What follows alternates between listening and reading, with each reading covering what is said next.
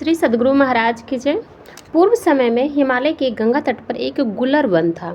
उस गुलर वन में हजारों तोते रहते थे। उसमें एक सुकराज भी रहता था। वह सुकराज जिस वृक्ष पर रहता था उस वृक्ष में फल नहीं रहने पर उसके पत्तों को खाता था। पत्ते नहीं रहने पर उस वृक्ष के छाल या पपड़ी ही खाकर एवं गंगा का पानी पीकर रह जाता था।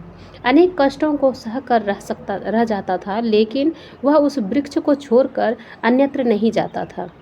उस सुकराज की निष्ठा को देखकर शक्र के मन में आया कि उसकी परीक्षा लेनी चाहिए। उन्होंने उस वृक्ष को बिल्कुल ही सूखा कर दिया। वृक्ष ठूंठ मात्र रह गया था। इतना हो जाने पर भी वह सुकराज उसका परित्याग नहीं किया। जब उसे भूख लगती थी तब वह ठूंठ वृक्ष में अपनी चोंच मारता था। चोंच मारने से वृक्ष से जो धूल निकलता वह धूल खा लेता और गंगा का पानी पी लेता था। उस सुकराज की वृक्ष के प्रति आस्था देखकर शुक्र को रहा नहीं गया। वे उसके पास हंस के रूप में और उसकी पत्नी सुजा हंसनी के रूप में उस वृक्ष के समीप आए और एक वृक्ष पर बैठकर उस सुकराज को सुनाते हुए आपस में बातचीत करने लगे कि जब वृक्ष फल युक्त होता है तब उसे उड़ने वाले पक्षी खाते हैं और फलों के समाप्ति होने पर वे पक्षी दूसरी जगह चले जाते हैं। फिर हंसराज ने सुकराज से कहा कि हे सुकराज, तुम सूखे वृक्ष पर बैठकर क्या ध्यान करता है? मुझे पता है कि तुम इसका परित्याग क्यों नहीं कर सकता है। सुकराज ने कहा कि मैं अपनी कृतज्ञता के कारण इस वृक्ष को नहीं छोड़ता हूँ।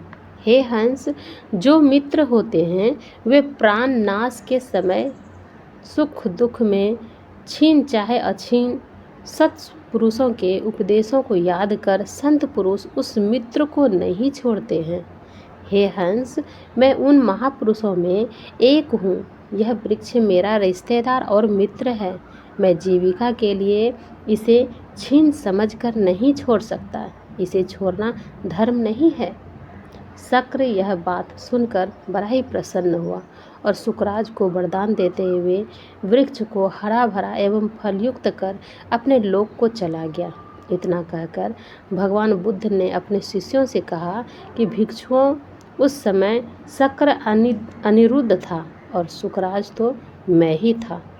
इस कथा से यह दर्शाया गया है कि जीव का पूर्व जन्म होता है और विपत्ति आने पर भी अपने मित्र का त्याग नहीं करता है।